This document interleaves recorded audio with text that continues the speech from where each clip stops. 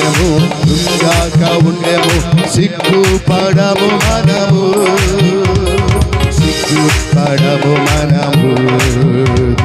అలయాక సిగ్గుపడము మనము, మనం సిగ్గుపడము మనము.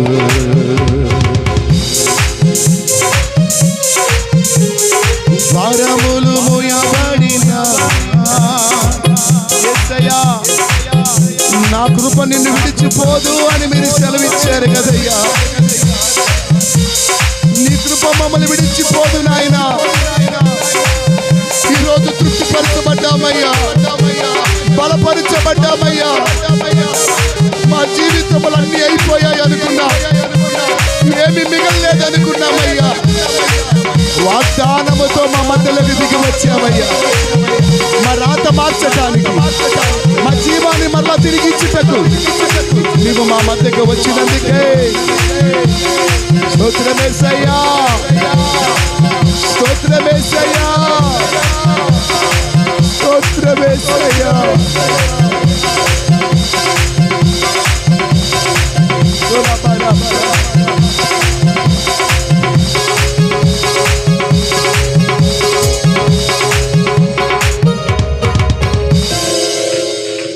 Praise the Lord.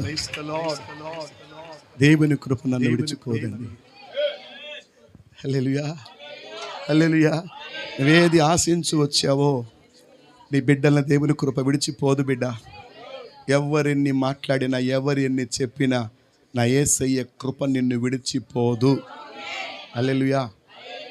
క్లుప్త చిన్న సందేశాన్ని ఈ వాగ్దాన విషయం మీకు అందిస్తాను బిడ్డలారా.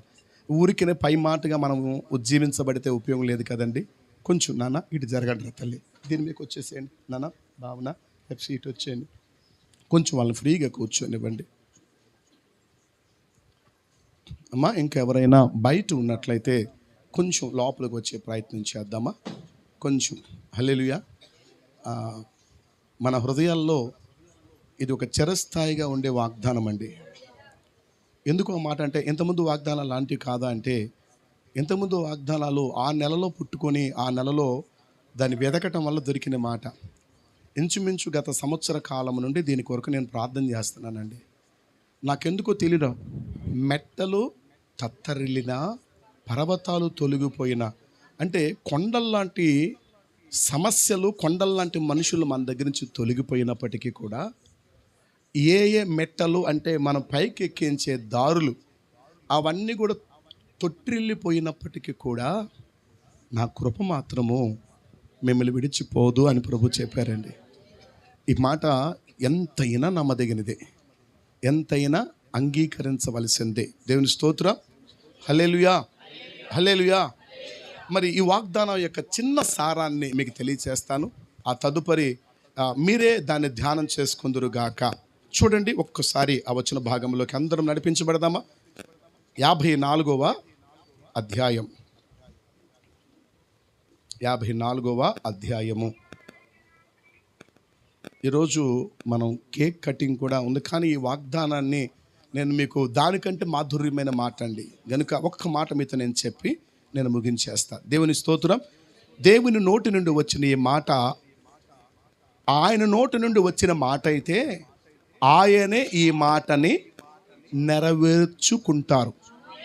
హల్లెలూయా. నా నోట్లోంచి ఏ మాట వచ్చిందో నేను జరిగించలేను. నాకు ఆ సామర్థ్యత, నాకు ఆ శక్తి, నాకు ఆ కృప లేదండి. కానీ దేవుని నోటిలో నుండి మీ దగ్గరికి వచ్చిన మాట అయి ఉంటే ఆ మాట తానే నీకు ఇవ్వాలని తలంచాడండి. ఆ మాట నీకు ఇవ్వటానికి ఆయన మనసుకి స్థిరపరుచుకున్నాడు. కనుక నీతో ఆయన చెప్తున్న మాట ఏమిటంటే, ఆయన కృప అంటే ఎవరికి ఇస్తాడు? అది అర్హత లేని వారికి, యోగ్యత లేని వారికి, జీవితం లేని వారికే కదా కృప. ఆ కృప అంట నిన్ను విడవదంట. హల్లెలూయా. అంటే ఒక మాట చెప్పాలంటే, వాగ్దానం నిన్ను ఉడుము పట్టు పట్టినట్టు పట్టబోతుందండి. నిన్ను వదలొద్దు అంటే అర్థం ఏంటి? ఏదైనా వదిలిపోద్ది, కానీ ఆ వాగ్దానం నిన్ను వదలదు. వాక్యము ఏమంటే జీవముతో సంబంధమైనది కనుక నిర్జల స్థితిలో ఉన్న మనందరితో ప్రభు చెప్తున్నాడు, నేను చెప్పిన వాక్యము నెరవేరేటకు సిద్ధంగా ఉంది. చూడండి ఆ మాట చూడండి. పర్వతాలు తొలగిపోయినను సమాధాన విషయమై నా నిబంధన తొలగిపోదు. హల్లెలూయా. సమస్యలతో, శోధనలతో, కష్టాలతో, ఇబ్బందులతో, అవాంతరాలతో, ఆటంకాలతో ఏ పరిస్థితులు నువ్వు ఉన్నావో నా ప్రభు ఒక ఆదరణకరమైన మాట అనాలండి. నువ్వే స్థితిలో దేవుని దగ్గరికి వచ్చావో భాగ్యంగా ఆనందించటానికి, బలంగా మాట్లాడటానికి, హత్తుకొని ఇంకొకరితో స్తోత్రం చెప్పి వారికి వందనవచనం చేయటానికి నీ గుండె లోతుల్లో గాయాలమయమైపోయి నమ్మిన వారిని నేను మోసగించి ఉండొచ్చేమో. నువ్వు అనుకున్నవి నీ చేతుల్లోకి జరగకపోవచ్చేమో. నీ కుటుంబ పరిస్థితులు దారుణంగా దెబ్బతిని ఎవరు కట్టడానికి, నిలబెట్టడానికి అవకాశం లేకుండా కూలిపోయి ఉండొచ్చేమో. కానీ దేవుడు చెప్పిన మాట ద్వారా ఆ మాటే నిన్ను కట్టబోతుందండి. ఆ మాటే నిన్ను నిలబెట్టబోతుంది.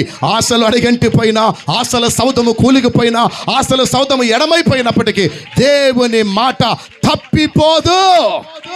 నువ్వు చేసిన ప్రార్థనలకు జవాబులు దేవుడు ఇవ్వబోతున్నాడు.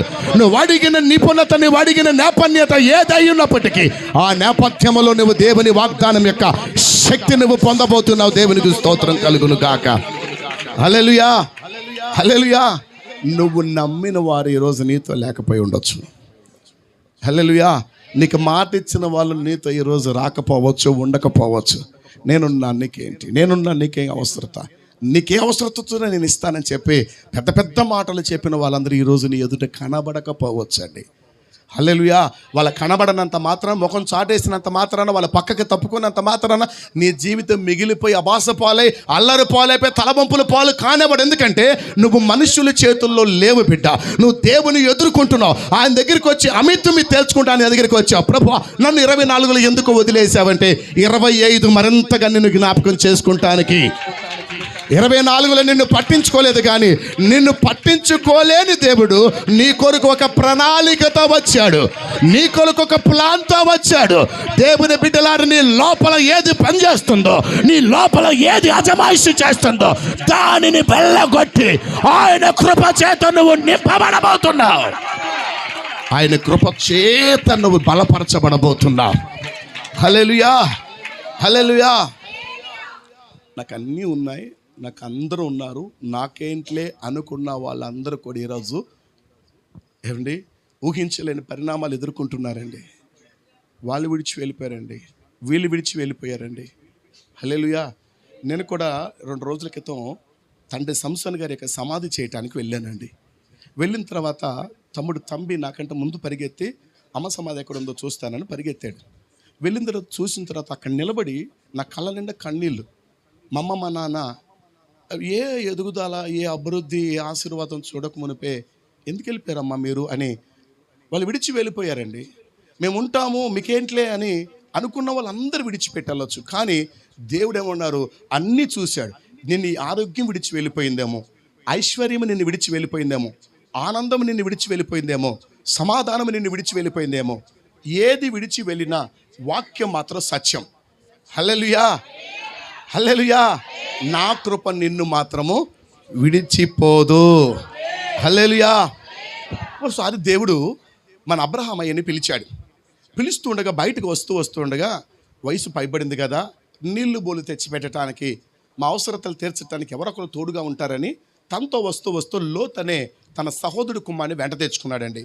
వెంట తెచ్చుకున్నాడు. తనకు ఒక గుంపునిచ్చాడు, అతనికి ఆస్తి ఇచ్చాడు, అవకాశం ఇచ్చాడు, ఆధిక్యత ఇచ్చాడు, ఐశ్వర్యం ఇచ్చాడు, అన్నీ ఇచ్చాడు. ఇచ్చిన తర్వాత అబ్రహాముకి ఇంక ఏ పిల్లలు లేరండి. అబ్రహాంకి సంతానం కలిగిద్దా కలగదా అన్న పరిస్థితుల్లో ఉన్నారు. ఎందుకంటే 78, 79 సంవత్సరాల వయసులో. కానీ ఆ కాలంలో, ఆ రోజుల్లో, ఆ గడియల్లో అబ్రహాము లోతు మీద మనసు పెట్టాడండి. ఈ లోతు నా కొడుకైతే బాగుండు, ఈ లోతుని నేను పెంచుకుంటే బాగుండు అనుకున్నాడండి. అనుకున్న లోపే లోతు సొదొమ గొమొర్రా అనే ఒక పచ్చదనాన్ని చూశాడండి. పచ్చదనాన్ని చూశాడు. ఆ పచ్చదనం ఎదుట అబ్రహాము తేలికైపోయాడు, అబ్రహాము చులకనైపోయాడు, అబ్రహాము ఎగతాలైపోయాడు. ఉన్న పాటును మారు మాట్లాడకుండా అబ్రహాముని విడిచిపెట్టి లోతు వెళ్ళిపోయాడండి. హల్లెలూయా. నాకు ఆధారంగా ఉంటాడు, నాకు అండగా ఉంటాడు, నాకు సహాయకుడిగా ఉంటాడు, నాకు చేయూతగా ఉంటాడని ఆ లోతుకి ఎంతో ఇచ్చాడండి, ఎన్నో ఇచ్చాడు. కానీ లోతు అబ్రహాముని విడిచి వెళ్ళిపోయాడంట. నువ్వు నమ్మిన వారే నిన్ను విడిచిపెట్టి ఉండవచ్చు, విడిచిపెట్టి వెళ్ళిపోవచ్చు. మాట చెప్పాలంటే 2-3 మాటలు మీరు చదవండి బిడ్డలారా, చదవండి. విలాప వాక్యములు 5వ అధ్యాయం 15వ వచనాన్ని ఒక్కసారి చూడండి. ఈ లోకంలో సంతోషము.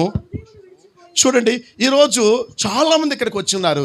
ఏదో ఒక మాట చెబితే పై పెదాలతో నవ్వుతున్న వాళ్ళే ఉన్నారు, కానీ నిజమైన సంతోషం మీ గుండెల్లో నుంచి, మీ పెదాల నుంచి బయటకు వస్తుందంటారా? ఏమా విలాప వాక్యాలు మీకు దొరకకపోయినా ఈ పూట రాత్రిపూట కేసు ఎవరు నమోదు చేయరండి. కాబట్టి ఆ విలాప వాక్యాలు, మామూలు వాక్యం చదవటమే కష్టమైతే ఆ విలాప వాక్యం బైబిల్ మధ్యలో ఎక్కడో ఉంటుంది అది. Hello sisters, brothers, my dear elders, అంత మించి ఇంగ్లీష్ రాదు నాకు. హల్లెలూయా. ఏడికి మీరు కూడా నవ్వుతారా? ఇది గొప్ప వింతగా ఉందండి నాకు. మా చెల్లెలు కూడా నవ్వటం వచ్చిన సంగతి ఇప్పుడిప్పుడే నాకు అర్థమవుతుంది. హల్లెలూయా. ఏ పరిస్థితిలో ఉన్నా దేవుడు అంటే కొంతమందికి సంతోషం దూరం అయిపోయిన వాళ్ళు మీకు పరిచయం చేస్తున్నాడు. వాళ్ళ సంతోషము ఎవరండి వాళ్ళు? ఏమండి, ఎవరు వాళ్ళు? Praise the lord. హల్లెలూయా. ఎవరండి వాళ్ళు? ఇశ్రాయేలీలు అంటే దేవుని యొక్క జ్యేష్ఠ సంతానం, దేవుడు కోరుకున్న ప్రజలు, దేవుడు భుజాల మీద పెట్టి మోసిన ప్రజలు. వారి కొరకు సముద్రాలే చీల్చాడా, కోటలే కూల్చాడా, ఆహారం మన్నాని ఆకాశం నుండి వాళ్ళకి ఇచ్చాడా? ఇవ్వందంటూ చేయిందంటూ ఏదీ లేదండి. ఒక్క మాట చెప్తానికి, సుఖానికి మారు పేరు ఇశ్రాయేలీలండి. అంత సుఖపడిన తర్వాత వాళ్ళు దేవుణ్ణి మర్చిపోయారు. దేవుణ్ణి మర్చిపోయిన తర్వాత దేవుని సంబంధించిన ఏవి మన దగ్గర ఉండవండి. దేవుడు ఉంటేనే ఏమైనా మన దగ్గర ఉండేది. దేవునితో నువ్వు ఉండాలి, నీతో దేవుడు ఉండాలి. అలా నువ్వు ఉండలేనప్పుడు నిన్ను విడిచి కొన్ని వెళ్ళిపోతాయి. ఇశ్రాయేలు ప్రజలకి సంతోషం వెళ్ళిపోవటం వలన అడుగడుగున దుఃఖమేనండి, అడుగడుగున బాధలే, అడుగడుగున శోధనలే. కారణం ఏంటి? ఒకప్పుడు రాజభోగాలు అనుభవించారు కదా, రాజ్యం లేకపోయినా. ఆ దేవుడు అంట మిమ్మల్ని భుజాల మీద పెట్టి మోసుకొచ్చాడంట. ఇంత ఆధిక్యత, అర్హత మీకు ఇవ్వగలిగితే మీరేమో ఆయన మీద తిరగబడ్డారు, ఆయనకి విరోధమయ్యారు, ఆయన కాదన్నారు, ఆయనకంటే మరొకటి గొప్పదన్నారు. ఎప్పుడైతే ఇక ఆయనకంటే ఇంకో ఏదో గొప్పదనుకున్నారో ఇక అనవసరం అనుకొని సంతోషం అంటే విడిచి వెళ్ళిపోయిందంటండి. Praise the lord. ఈరోజు మీ కుటుంబంలో నిజంగా సంతోషం ఉందండి? మీ కుటుంబ గృహస్థ వ్యవస్థలో సంతోషం ఉందా? మీ సంతానం ద్వారా మీకు సంతోషం ఉందా? చెప్పరా? హల్లెలూయా. హ్యాపీ న్యూ ఇయర్ చెప్పి కొంచెం గ్రౌండ్లోకి వదిలితే మా ఫోన్కి ఒక పని పెట్టేవాళ్ళం కదా, వాళ్ళకి ఇష్యూస్ చెప్పేవాళ్ళం. ఇప్పుడు ఎవరు లేపు చెప్తారు మీరు? హల్లెలూయా. ఎవరు లేపు చెప్తారు? రేపు పొద్దున్న లేదా? ఈ ఒక్క రాత్రిలోనే హ్యాపీ న్యూ ఇయర్ అయిపోద్దా? అవదు కదా, రేపు కూడా చెప్పుకోవచ్చు కదా. మరి ఎందుకు అంత సీరియస్గా పెట్టారు మొహాలు? సీరియస్గా వాక్యం వినమన్నాను కానీ మిమ్మల్ని సీరియస్గా పెట్టమన్నాను మొహాలు.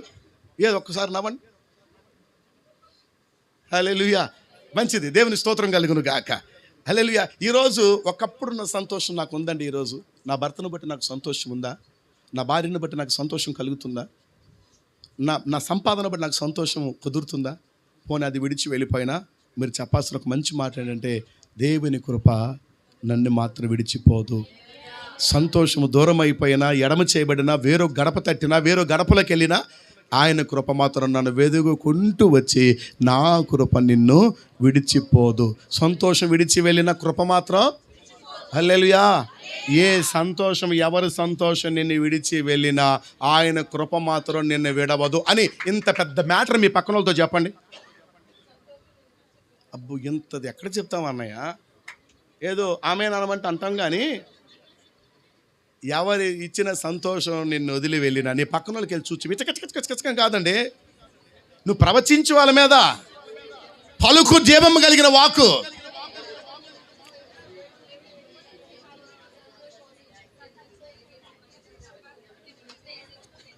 మంచిగా చెప్తున్నారుగా, ఏం చెప్తున్నారో మాత్రం అర్థం కావట్లే.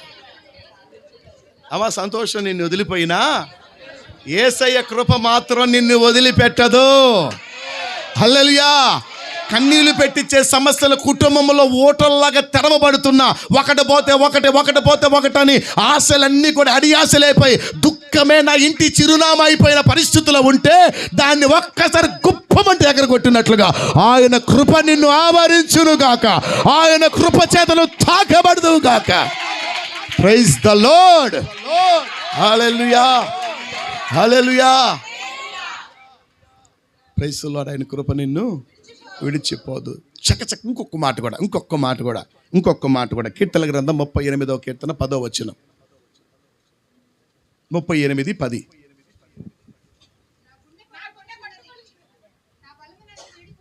అమ్మా నా బలము నన్ను ఎవరండి సాక్ష్యం ఇస్తుంది, స్టేట్మెంట్ ఇస్తుంది ఎవరు? ఇంకెవరండి? దావీదు గారు. దావీదు గారు ఎవరు? బలానికి ప్రతిరూపం, బలానికి ఆద్యుడు. ఓరు నా దుంప తెగిపోను గాక. మీకు కీర్తనలు కూడా దొరకట్లేదంటే నేను ఎవరికి వెళ్ళి మొరపెట్టుకుంటాను? నేను ఇలాప వాక్యము దొరకట్లేదంటే ఇలా నాకెవ్వరు అని మీరు పాడొచ్చు. ఇక కీర్తన గ్రంథం కూడా మీరు నాలుక తడిపి రాత్రిపూట బైబిల్ పాడు చేస్తున్నారంటే నేనేం చెప్పను? చెల్లి చదివేసింది కదా, నన్ను చూడండి, ఆమె లేపండి, హలో ఆయన లేపండి. అస్సలు ఊపిరాడిగా బిగదీసినట్టుంది లోపల. 3 అన్న కావాలి ఏసీలు మనకి ఇక్కడ. చెప్పరు మీరు? దేవుని స్తోత్రం కలుగును కాక. మినిమం 2 ఉంటే ఒకటి కవర్ చేసుకుందామండి. 210 తెద్దాం. 1.5 అయితే చాలదు, 210. దేవుని స్తోత్రం కలుగునుగా. దేవుడు తలుచుకుంటే దేవుడు సెంట్రల్ ఏసీ చేస్తాడు. ఆయన ఆ మూల ఈ మూల పెట్టడు. ఆమేన్. దేవుని స్తోత్రం కలుగును గాక. ఆ మధ్యకాలంలో మేము సేవకులందరం కలిసి అగాపే మినిస్ట్రీ సేవకుల మీటింగ్లో ప్రార్థన చేసాం. ఊపిరి అందట్లా అది ఊదుకున్న ఒకరికొకరు ప్రార్థన చేసాం. ప్రభువా అయ్యగారి చర్చిని జ్ఞాపకం చేసుకోండి ప్రభువా అని. మొత్తం సెంట్రల్ ఏసీ ఇప్పుడు. హల్లెలూయా హల్లెలూయా. ఆదివారం పూట ఏసీలు కట్టేస్తున్నారంట, చలేసి. దేవుని స్తోత్రం కలుగును గాక. చూస్తున్నారు మీ మొహాలు అసలు నవ్వు లేకపోవడం కారణం. చేద్దాం, వచ్చే సంవత్సరం చేద్దాం. ఆమేన్. వచ్చే సంవత్సరం ఇక్కడే ఉంటామా మనం? ఎక్కడికో తీసుకెళ్తాడు మనల్ని. హల్లెలూయా. 2025 పంతం బట్టి ప్రార్థన చేద్దాం. ప్రాంతం బట్టి ప్రార్థన చేద్దాం. అందరూ ఆశ ఏమిటంటే ఒకే కొడితే కుంభస్థలాన్ని ఒక్కటే కొట్టాలి మనం. 4 మందిర ఆరాధనలు అక్కడే జరగాలి. ఎట్టొస్తాం మేము అంత దూరం అంటే? ఎట్టని తీసుకొస్తాం మిమ్మల్ని నేను. అంత పెద్ద మందిరం ఇచ్చినట్టు మిమ్మల్ని తీసుకురావడానికి వెహికల్స్ ఇవ్వడా ఏంటి? కొత్త కేరళ నుంచి వెహికల్ తెచ్చుకున్నారా? తిప్పే వాళ్ళంతా మనలో మన మాట అండి. ఏమైనా తెచ్చుకున్నారా కేరళ నుంచి వచ్చేటప్పుడు? మన వెహికల్లేగా ఇవన్నీ. ఏదో మనకి వాళ్ళకి ఇచ్చిన దేవుడు మనకెవడా? చెప్పొచ్చుగా అమ్మా. ఏంటి వాళ్ళతో చెప్తారో చెప్పండి, నాకేం భయం లేదు. భయం ఉంటే ఊరి చివరికి వెళ్ళేవాడు, ఊరు మధ్యలో ఎందుకు పెట్టేవాడు కోటం నేను. హల్లెలూయా. వాళ్ళ దేవుడే, ఆయన కృప నన్ను విడవదు. ఆయన కృప కలిగిన కార్యాలు చేయబోతున్నాడు. హల్లెలూయా. అప్పుడే కొనలేదు కానీ ఇప్పుడు రాజధాని బాబు సూపర్ ఫాస్ట్గా తీసుకెళ్తున్నారు. బుల్లెట్ ట్రైన్ కూడా వేస్తున్నారంట మనకి. బుల్లెట్ ట్రైన్ కూడా వేస్తున్నారంట బాబు గారు. ఎక్కడికి వెళ్ళిపోదామంటే బుల్లెట్ ట్రైన్ ఎక్కేసి మనం. స్తోత్రం కలుగును గాక. ఇప్పుడు ఏమైనా కొనగలమా? బంగారంలాగా ఉంది. ఏమండి? బంగారమైన వజ్రాలైన వైడూర్యాలైన ఆకాశాన్ని వంచి దేవుడు మనకు కృపనిస్తాడు.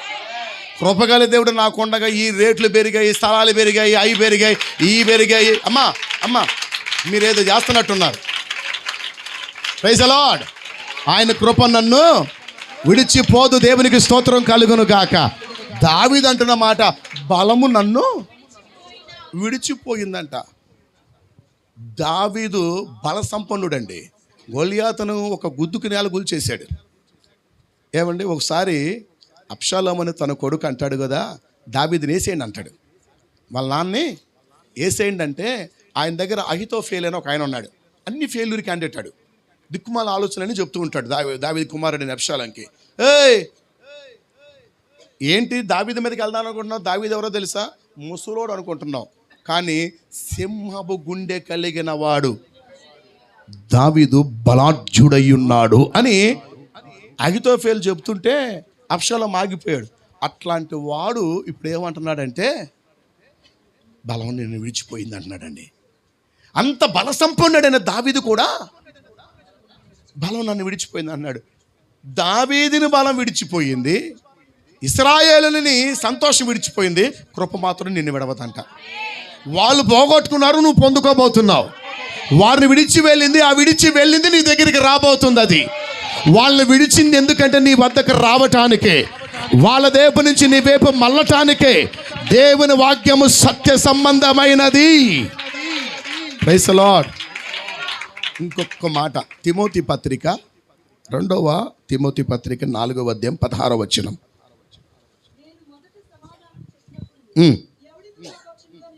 నిలవలేదు. అందరూ నిన్నేమో సంతోషం, పొద్దున్నేమో బలం, ఇప్పుడేమో పౌలయ్య ఏమంటున్నాడు? అందరూ నన్ను విడచినా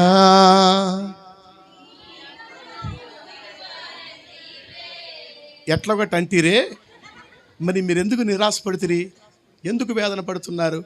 పౌలు మహాశయుడు అన్నాడు, అందరూ నన్ను విడిచి వెళ్ళిపోయారు.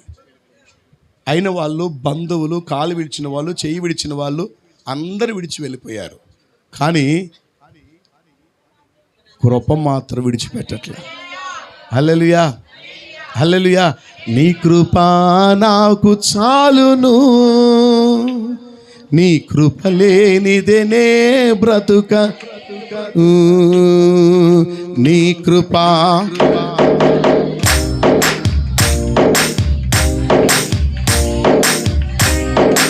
ఆమె నీ కృప లేనిదేనే బ్రతుక. హల్లెలూయా. ఒక్కసారి మన సేవా జీవితంలో మనం నమ్మిన వారే మనల్ని విడిచి వెళ్ళిపోవచ్చు. నా సేవా జీవితంలో అనుకున్నాను, వీళ్ళు చాలా బలంగా ఉన్నారు, ఘనంగా ఉన్నారు, ప్రాణం పెడుతున్నారు, ఇక వీళ్ళ కోసమే నా జీవితం అనుకున్నానండి. వాళ్ళు విడిచి వెళ్ళలా. హల్లెలూయా, హల్లెలూయా. జోసఫ్ అన్నయ్య శంకరగిరి మాన్యాలు పట్టబోతున్నారు అన్నారు. పట్టామా? శంకరగిరి ఏ ఊర్లో ఉందండి అది? నేను గూగుల్ అమ్మని అడిగినా చెప్పట్లా. హల్లెలూయా. మందిరము చాలక బయట కూర్చొని అక్కడికి వెళ్ళారు జనం. శంకరగిరి అందరూ పోయినా ఎందరు వచ్చారు. బస్సు దిగుతూ ఉంటారు, బస్సు ఎక్కుతూ ఉంటారు. హల్లెలూయా. సమయం లేక, ఆరోగ్యం లేక రాని వాళ్ళు కొందరైతే దేవుని స్తోత్రం కలుగును గాక. అందరూ వస్తే ఇంకెంత ఉంటుందో మన సేవ. Praise the lord. ఆ మధ్య తోట కంటేనే ఏమండి, ఆ తోట ఆ గది మొత్తం నింపేసి బయట కూర్చున్నారండి జనం.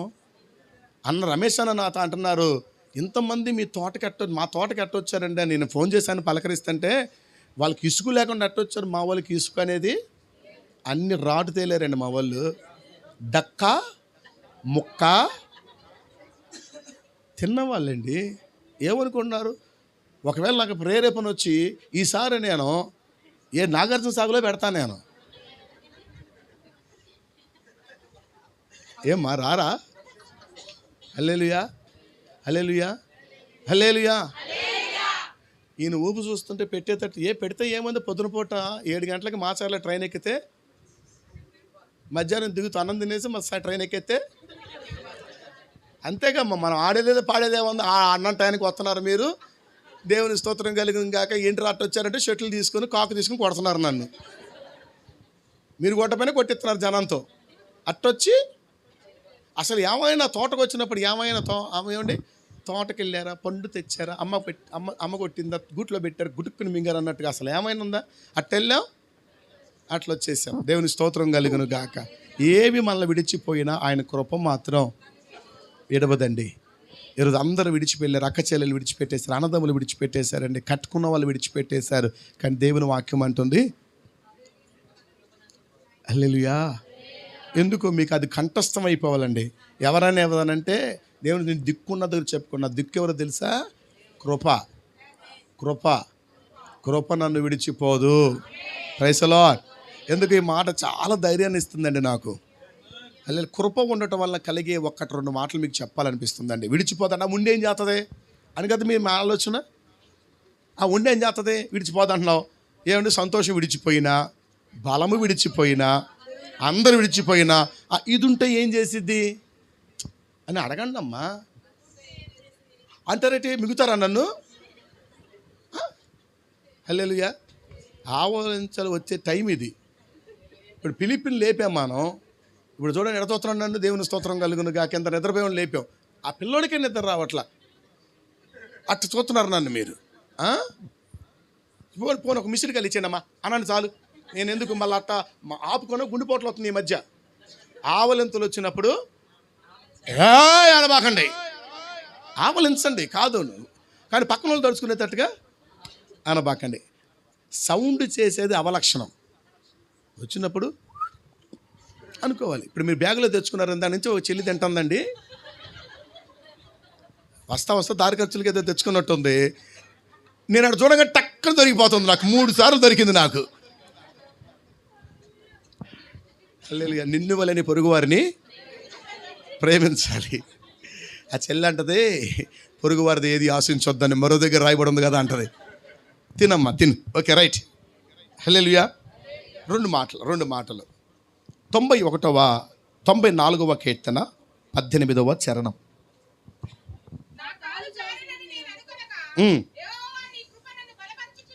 ఓ హల్లెలూయా. కాలు జారిపోయింది అయిపోయాను అనుకున్నప్పుడే హల్లెలూయా నీ కృప నన్ను బలపరచేనా. హల్లెలూయా. నడిచేదను ఈ సంవత్సరమంతయు, సాగేదను నా గురి యొద్దకు. దేవునికి స్తోత్రం కలుగును గాక. కీర్తనకారుడు అన్నాడు, నా కాలు అయిపోయింది అనుకున్నా కానీ దేవుని కృప అంట నన్ను బలపరిచిందంట. ఆ కృప ఏం చేస్తుందో తెలుసమ్మా, నిన్ను జారనివ్వదు, పడనివ్వదు, బలహీనము కానివ్వదు, వేదన పడనివ్వదు, శోధనలో చెక్కనివ్వదు, బంధకాల్లో పడనివ్వదు, వేదనలోకి వెళ్ళనివ్వదంట, నిన్ను బలపరిచిద్దంట. దేవుని స్తోత్రం కలుగును గాక. మన ఆధ్యాత్మిక జీవితం 2024లో ఎన్నో జారే పరిస్థితులు గుండా వెళ్ళామండి. ఏమండి, ఆర్థికంగా జారిపోయినప్పుడు, అవమానం మన నెత్తి మీదకి వచ్చి పడినప్పుడు ఆయన కృప కథ నేను బలపరిచి వెళ్ళపటికి తీసింది. నువ్వు చెప్పగలవండి సాక్ష్యం. అవకాశం ఇస్తే ఆ కృప ఒకవేళ లేకపోతే నేనెప్పుడో జారే ప్రవాహంలో కొట్టుకెళ్ళిపోయాను. కానీ ఆయన కృప నన్ను ఏం చేసింది? హల్లెలూయా, హల్లెలూయా. పాపములో నన్ను, శాపములో నన్ను, దుఃఖంలో నన్ను, బాధలో నన్ను హల్లెలూయా బలపరిచిందండి. ఏం చెప్పలేదు నాన్న మూర్తి, తమ్ముడా చెప్పలేమా, సీను చెప్పలేమా? అయిపోయింది అనుకున్నా, ఫైనాన్షియల్లో జారిపోయాను అనుకున్నాను, రోగములో జారిపోయాను అనుకున్నాను, ఇబ్బందులకు జారిపోయాను అనుకున్నాను. నేను జారిపోతున్నాను సంగతి నా వాళ్ళందరికీ తెలుసు, అందరూ గమనించారు. ఎవడ కుటుంబం వాడిదే, ఎవడ సంతానం వాడిదే, ఎవడ బాధ వాడిదే అన్నట్లు అందరూ వదిలేశారు. జారిపోతున్నాను అనుకున్నప్పుడు ఆయన కృప నన్ను ఎట్లా చూసిందో, నేను ఎలా కనబడ్డానో, నన్ను ఎలాగా గమనించిందో, నిన్నటి వరకు ఆయన కృప నేను బలపరుచుకుంటూ వస్తే ఇక మీదట ఎందుకు బలపరచదండి? వాగ్దానము లేనప్పుడే నువ్వు అంతగా దేవుని చేత దీవించబడితే ఇప్పుడు వాగ్దానము చేత నువ్వు అలంకరించబడ్డావు కనుక ఆయన కృప నిన్ను ఏం చేస్తుంది? బలపరిచిద్దంట. దేవుని స్తోత్రం కలుగును గాక. హల్లెలూయా. 1 కొరింథీ పత్రిక 10వ అధ్యాయం 12వ వచనములో, 1 కొరింథీ పత్రిక 10వ అధ్యాయం 12వ వచనములో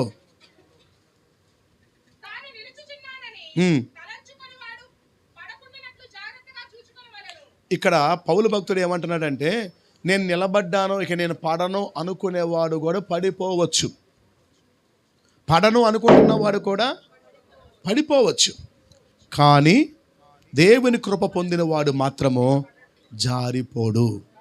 వాడిని బలపరచడానికి ఏముందండి? మనుషులు ఉన్నారా? బంధువులు ఉన్నాయా? యంత్రాలు ఉన్నాయా? ఎవరి సహాయం అని ఉందా? లేదండి, కృప. ఆ కృప ఈరోజు వాగ్దాన రూపంగా నా దగ్గరికి వచ్చింది. ఆమేన్. దేవుని స్తోత్రం కలుగును గాక. నన్ను పడగొట్టేవాడు ఎంత బలవంతుడైనా, నన్ను నేల కొలచడానికి వచ్చేవాడు ఎంత శక్తివంతుడైనా, దేవుని కృప మాత్రం నన్ను బలపరచటం కాదు, విడిచిపెట్టదు. ఏం చేస్తుంది? ఉండి నన్ను బలపరిచిద్ది. దేవుని స్తోత్రం కలుగును గాక. హల్లెలూయా, హల్లెలూయా. అందుకే పౌలు మహాశయుడు తిమోతిని చూసి ఏమంటాడంటే, క్రీస్తు యేసు కృప ద్వారా బలవంతుడు అవయ్యా. నువ్వు బలవంతుడు అయితే నీ సేవ మారిద్ది, నువ్వు బలవంతుడు అయితే నీ చేసే పనితీరు మారిద్ది, నువ్వు బలవంతుడు అయితే నీ కుటుంబ తీరు మార్చబడుతుంది. ఆ బలం ఎక్కడి నుంచి వస్తుంది? ఆహార పదార్థాల ద్వారానా? యోగా వ్యాయామాల ద్వారానా? ఎలా వచ్చిద్ది ఆ బలం అంటే, వాక్యం చెప్పకనే చెప్తుంది, బలము ద్వారా. ఆ బలం ఎలా వచ్చిందంటే కృప పొందుడు ద్వారా. ఆ కృప ఎక్కడి నుంచి వచ్చిందంటే వాగ్దానం ద్వారా నా దగ్గరికి వచ్చేసిందండి. ఆ కృప నిన్ను బలపరిచిద్ది. ఆ బలము నిన్ను ఎక్కడ జారనివ్వదు. పాపములోనికి, లోకములోనికి, అన్యాయములోనికి, పాపపు మత్తులోనికి, వ్యసనాల్లోనికి నీ కుటుంబాన్ని జారనివ్వదు. ఆ మత్తులోనికి, ఆ మాయలోనికి నువ్వు నమ్మితే కొంచెమన్నా కళ్ళు తెరిచి నన్ను చూడు, మొత్తం తెరవపోయినా పర్వాలేదు, నేనేం ఫీల్ గాను, అట్ట తెరిచి చూసినా ఫీల్ గాను, కానీ కృప మాత్రం నేను విడిచిపోదు. దేవుని స్తోత్రం కలుగును గాక. ఏమంటే 12:30కి నిలబెట్టి మిమ్మల్ని వాయించేస్తుంటే మీరు ఎట చూస్తారు? నన్ను పక్కలేకి వెళ్ళి చూస్తున్నారు అంటున్నారు, వాళ్ళు తినేటట్టుగా. కొంచెం తెరిచి చూస్తున్నారండి, అది నాకు చాలా సంతోషించాల్సిన విషయం. మొత్తం మీరు తెరవలేకపోయినా అటు తెరుస్తున్నారు. అట్ట తెరిచినా నేను మీకు కనపడుతున్నానంటే దేవుడు నాకు ఇచ్చిన కృప కాదా? హల్లెలూయా. లేరంటారమ్మా, నేను ఊరికినా అంటానమ్మా. కొత్త సంవత్సరం ఎందుకు అబద్ధాలు ఆడతానమ్మా? మీ పక్కన వాళ్ళకి తిరిగి వందనాలు చెప్పండి ఒకసారి. హలో హలో, మొహాలు చూసి చెప్పండి.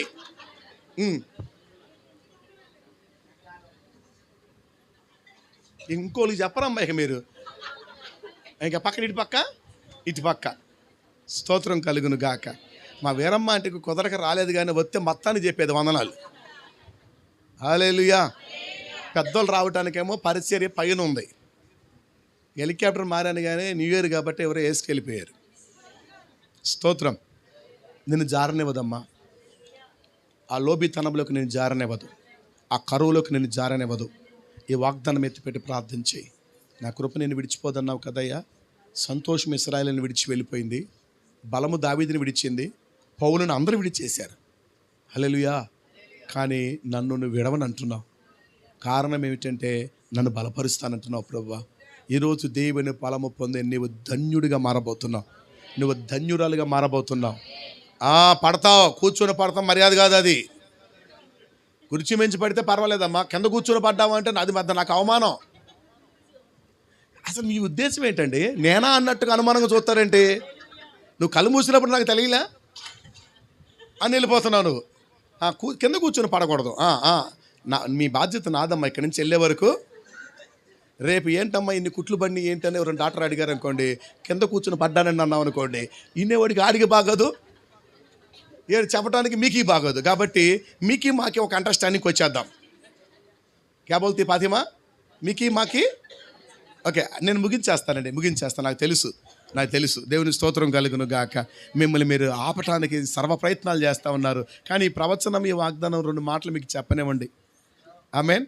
నేను గోలగోల చేసి గత్రగత్ర చేస్తే అందరూ పైకి వస్తారని నేను కొంచెం స్మార్ట్ ఫోన్ చెప్పినట్టు చెప్తున్నామే. మీరు 0011 లాగా వింటున్నారు వాక్యం. 0011 అంటే అని నేనేమో అలా చెప్తున్నా. సరే, ఏదో రకంగా వింటున్నారు. నిన్ను దేవుడు జారనివాడు. ఆమేన్. రేపు దేవుని స్తోత్రం కలుగును గాక. హెబ్రీ పత్రిక 13వ అధ్యాయం 9వ వచనం, దీనికి అనుసంధానికి ఒక మాట రాయబడింది చూడండి. హెబ్రీ పత్రిక 13వ అధ్యాయం 9వ వచనం.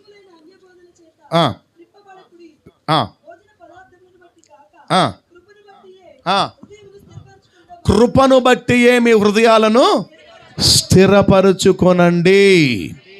ఆయన కృపచేత మీ హృదయాలు స్థిరపరచబడబోతున్నాయి. దేవుని స్తోత్రం కలుగును గాక.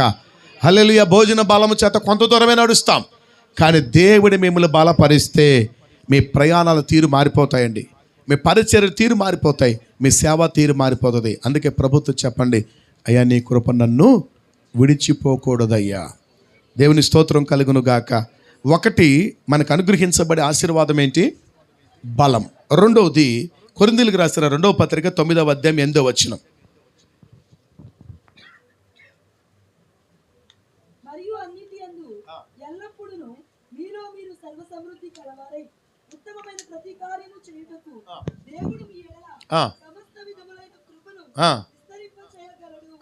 కృప ద్వారా రెండవ ఆశీర్వాదం ఏంటంటే సమృద్ధి. మీరు ఆ వచనమంతా క్లియర్ కట్గా తర్వాత చదివితే మీకు అర్థమయ్యేది ఏంటంటే, ఇప్పటిదాకా కరువు కన్నీటిని మీరు జీవితంలో శతవిధాలా మీరు అనుభవించారండి, కానీ దేవుని వాక్యం ఏమంటుందంటే, ఇక మీదట సర్వ సమృద్ధిని కృప ద్వారా మీరు అనుభవించబోతున్నారు. నేను వ్యాఖ్యానించదలుచుకోలేదు, కానీ సమృద్ధి అనేది మీకు తెలియకుండా ఎన్ని ఎండిపోతున్నాయి, ఫైనాన్షియల్గా, ఆహార పదార్థాలుగా. ఒకవేళ ఎక్కడెక్కడ ఏవేవి ఎండిపోయాయో ఈ రోజు నుంచి కృప ఆపరేట్ కాబోతుంది. కృపను దేవుడు ఆపరేట్ చేయబోతున్నాడు. మొదటగా నీ పాదాలు జారనివ్వడు, నీ కుటుంబం బలహీనతలకు, సమస్యలకు, రోగాలకు వెళ్ళనివ్వకుండా నీ కుటుంబాన్ని దేవుడు బలపరుస్తాడు. రెండవది, సర్వ సమృద్ధి కాదండి, సర్వ విషయాల్లో సమృద్ధి. సర్వ సమృద్ధి అంటే అన్ని విషయాలలో ఆ కృప నాకు సమృద్ధిని ఇవ్వబోతుంది. చివరి మాట నేను చెప్పి ముగించేస్తాను. చివరి మాట ఎఫెసీ పత్రిక 2వ అధ్యాయం 5వ వచనం.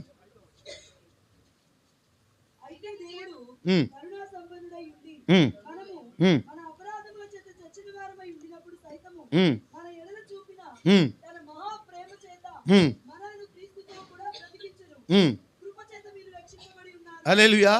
మూడవది, ఒకటి, కృపచేత మీరు బలం పొందబోతున్నారు. రెండవది కృపచేత సర్వసమృద్ధిని అనుభవించబోతున్నారు. మూడవది కృపచేత ఆపదల నుండి, ప్రమాదాల నుండి, సమస్యల నుండి, శోధనల నుంచి రక్షించబడబోతున్నారు. ఈ మాట సత్యమై ఉంటే మీరు నమ్మండి. చిన్న ప్రార్థన చేద్దామా? ఏమండి, రక్షణ అనేది ఈ లోకంలో ఎవ్వరూ మనల్ని రక్షించలేరు. రక్షించగలరా? 5 మాసాల క్రితము, 4 మాసాల క్రితము ఈ విజయవాడ పరిసర ప్రాంతాల ప్రపంచమంతా నిబ్బరపోయేటట్లుగా తుఫాన్ వచ్చిందండి. ఆ తుఫాన్ దాటికి ఇల్లు మునిగిపోయాయి, వాహనాలు మునిగిపోయాయి. ఆ మునిగిపోయిన పరిస్థితులన్నింటిలోంచి వెలపటికి రాలేక చాలామంది అత్తుడిగిపోయి ఉన్నారు. అందులో మీ సేవకుడిగా నేను కూడా నష్టపోయాను. ₹1, ₹2 కాదు, లక్షల రూపాయలు నాశనం అయిపోయినాయండి. అన్ని డబ్బులు నీ దగ్గర ఎక్కడ ఉన్నాయంటే డబ్బుల రూపంలో లేని, ఏమండి, వ్యాన్ రూపంలో ఉంది. ఈ రోజు వరకు వ్యాన్ బయటకు రాలేని పరిస్థితి అండి, బయటికి తీసుకురాలేని పరిస్థితి. అక్కడున్న బండే మునిగింది, ఆటో మునిగింది, మళ్ళీ యథాస్థితిలో తిరిగేస్తున్నారు. ఏమంటే మన వ్యాను ఆ భవానీపురం మీరు వెళ్తుంటే విజేత సూపర్ మార్కెట్ ఉంటుంది. ఆ విజేత సూపర్ మార్కెట్ ఆనుకొనే ఒక మెకానిక్ షెడ్ ఉందండి. ఆ మెకానిక్ షెడ్లో పైకి పెట్టుంచారు, వ్యాను ఇట్లా పెట్టుంచారు పైకి. చేస్తామండి, అవసరమైతే తీసుకెళ్ళిపోండి అంటున్నారు వాళ్ళు. ప్రైస్లో రక్షించలేరండి. ప్రభుత్వమే చేతులు ఎత్తేసింది. ప్రైస్లో మరలా తుఫాన్ అనౌన్స్మెంట్లు జరుగుతుంటే ఏవేమైనా భీకరమైన పరిస్థితులు గుండా వెళ్తామని గుండె హడ్డలిపోయిన పరిస్థితుల్లో ఉంటే ఎవరు దేని చేత మళ్ళీ రక్షించలేరండి. ఆయుధాల చేత, బలగాల చేత, అధికారాల చేత రక్షించలేరు. మళ్ళీ రక్షించగలిగేది ఇప్పుడు తంబి సాక్ష్యం ఇచ్చాడు. ఏమని సాక్ష్యం ఇచ్చాడు? నేను ఆ ట్రాఫిక్లో ఆగాను, ఆగిన తర్వాత నా వెనకకి ఆ వెళ్తున్న గాలి శబ్దం కూడా నా వీపుకి తగిలింది. నేనేదో ఒక చిన్న రాయి పడుతుంది అనుకున్నాను, కానీ ఒక ఆటోకి లేకపోతే ఒక ట్రాక్టర్ సరిపడినంత రాయి కొండ మించి ఊడి కింద పడింది. ఒకవేళ అది నా మీద పడితే నా ఆనవాళ్ళు కూడా గుర్తుపట్టడానికి అవకాశం ఉండేది కాదు అని తమ్ముడు సాక్ష్యం ఇస్తున్నాడు. అతను రక్షించింది ఏది? కుటుంబం చేసిన పుణ్యకార్యాల, లేకపోతే మనం చేసిన దాన ధర్మాల? అంతవరకు నడిపించిన కృప ఇక స్పష్టంగా నీ దగ్గరికి వచ్చి నీకు వాగ్దానం ఇవ్వకమునిపై నేను రక్షించగలిగిందే. ఇప్పుడు వాగ్దానం నీ చేతికి దేవుడు అందించాడు కదా, ఆ వాగ్దానము చేత నువ్వు నిశ్చయముగా నువ్వు దేంట్లోంచి రక్షించబడాలో ఆ రక్షణ ఖచ్చితంగా నువ్వు అనుభవిస్తావు. ఇక్కడ చెప్పబడిన మాట పాప అపరాధం చేత బాప్తిజం పొందే రక్షణ కాదండి, కానీ దేవుడిచ్చే రక్షణ మనం ఊహించలేనిది. ఆ రక్షణ నిన్ను చేరబోతుంది. చెప్పండి, మన వాగ్దానం ఏంటి? అంతా వద్దండి, పర్వతాలు వద్దు, బిల్డింగ్లు వద్దు. ఏమన్నారమ్మా? యేసయ్య కృప నన్ను విడిచిపోదు. హల్లెలూయా, హల్లెలూయా. ఎవరు నన్ను విడిచి వెళ్ళినా, ఏది నన్ను విడిచి వెళ్ళినా, నా ఆరోగ్యం నన్ను విడిచి వెళ్ళినా, నా సంపాదన నన్ను విడిచి వెళ్ళినా, నా సొంత వాళ్ళే నన్ను విడిచి వెళ్ళినా, నేను ఎందుకు ఈ మాట చేపిస్తున్నాడు? ఈ మాట మీ అందు నెరవేర్చబడటానికి ప్రభు ఇష్టం కలిగినట్లుగా. హల్లెలూయా. ఇశ్రాయేలును సంతోషం విడిచి వెళ్ళినా, ఆమేన్, హల్లెలూయా. దావీదును బలం విడిచి వెళ్ళిపోయినా, పౌలయ్యని అందరు విడిచి వెళ్ళినా, ప్రైజ్ ది లార్డ్. కృప ద్వారా దొరికే ముందు ఆశీర్వాదాలు. మొదటిది, కాలు జారనివ్వకుండా కృప నన్ను బలపరచబోతుంది. రెండవది, కరువు కాటకాలు తొలగించే సర్వ సమృద్ధిని మీకు ఇవ్వబోతుంది. మూడవది, ఎవరు ఇవ్వలేని రక్షణ ఆ కృప నాకు ఇచ్చి నన్ను రక్షించబోతుంది. అలాగైతే ఈ కృప పొందటానికి మీరు అర్హులేని నేను విశ్వసిస్తున్నా. మీ కొరకు ఒక చిన్న ప్రార్థన చేయాలని నేను ఆశపడుతున్నా. దేవుని స్తోత్రం కలుగును గాక. తమ్ముళ్ళారా, కొంచెం మీరు బయటకు వెళ్ళి, నాన్న దీని కింద బేషన్లు ఉన్నాయి, జగ్గులు ఉన్నాయి, ఏమ్మా దీని కింద భాగంలో టవల్స్ ఉన్నాయి. మీ అందరికీ తెలుసు, ఒకవేళ తెలియకపోతే ఒక్క మాట మీతో చెప్పి నేను ప్రార్థన చేసి మిమ్మల్ని పంపుతానండి. మీరు రావటం దేవుని స్తోత్రం కలుగును గాక. వ్యక్తిగత వాగ్దానం కూడా తీసుకొని మీరు వెళ్ళిపోవచ్చు ఎక్కడికి, మీ స్థలంలోకి. మరి బల్ల తీసుకోరా, బల్ల అయిపోయిన తర్వాత ఆశీర్వాదంతో మనం వెళ్ళిపోదాం, ఓకేనా?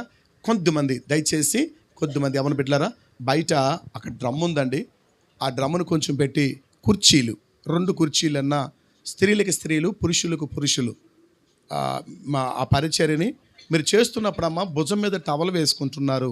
యేసుక్రీస్తు ప్రభువారు తన పరిచర్యలో చెప్పబడిన మాట, నడుముకు టవలు కట్టి, ఏమండి ఆ టవల్ని బేషన్లో పాదపరిచర్య జరిగిన తర్వాత ఆ టవలుతో వారిని తుడిచి మరలా వారిని హత్తుకొని వాళ్ళతో ఏం చెప్పాలి? మనం యేసయ్య కృప నిన్ను విడిచిపోదు అని చెప్పాలి. ఆమేన్. వారు వచ్చిన తర్వాత మీ కొరకు వాగ్దానాలు సిద్ధపరచబడి ఉంటాయి. ఆ వాగ్దానాలు తీసుకుని మీ ప్లేస్లో మీరు కూర్చోండి. ప్రభు మిమ్మల్ని అందరినీ బలపరచును గాక. చిన్న ప్రార్థన చేయనా మీ కొరకు? చిన్న ప్రార్థన చేయనా? ఒకరి పాదాలు పట్టుకుంటాం మనకేం అవసరం అని కాదండి. నీ తగ్గింపును నీ దేవుడు చూడాలనుకుంటున్నాడు. నీ సమర్పణను నీ దేవుడు చూడాలనుకుంటున్నాడు. ఈ పరిచర్య నీ కొరకు దేవుడు ఇచ్చిన పరిచర్యని మీరు ఇలాగూ కొంచెం బయటికి వెళితే ఆ గ్రౌండ్లోకి మీరు రావచ్చండి.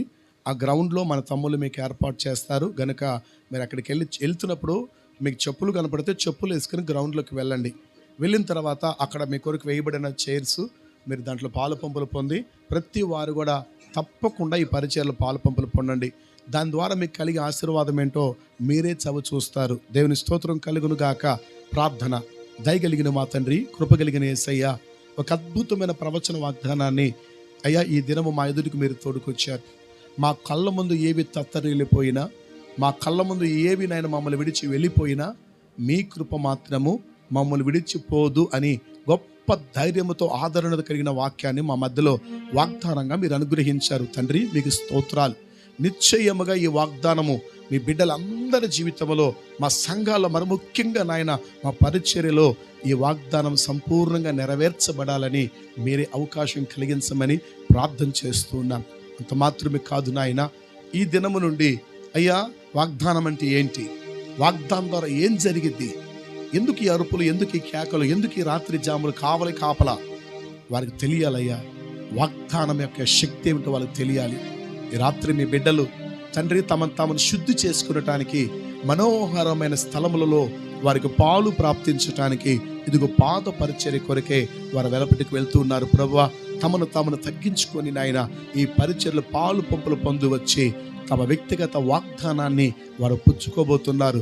వాగ్దానము ద్వారా వారి హృదయంలో ఉన్న ప్రతి విధమైన పరిస్థితులకి గొప్ప ధైర్యం కలగాలి. ప్రభువా, అట్టి కృప మీరు అనుగ్రహించి మహిమ పొందమని, వారు శుద్ధీకరించబడిన తదుపరి నాయన ప్రభు బలలో కూడా వారు పాలు పంపులు పొందటానికి నీ కృప అనుగ్రహించి మహిమ పొందుకోమని యేసయ్య పేరిట ప్రార్థిస్తున్న ప్రియ పరలోకపు తండ్రి.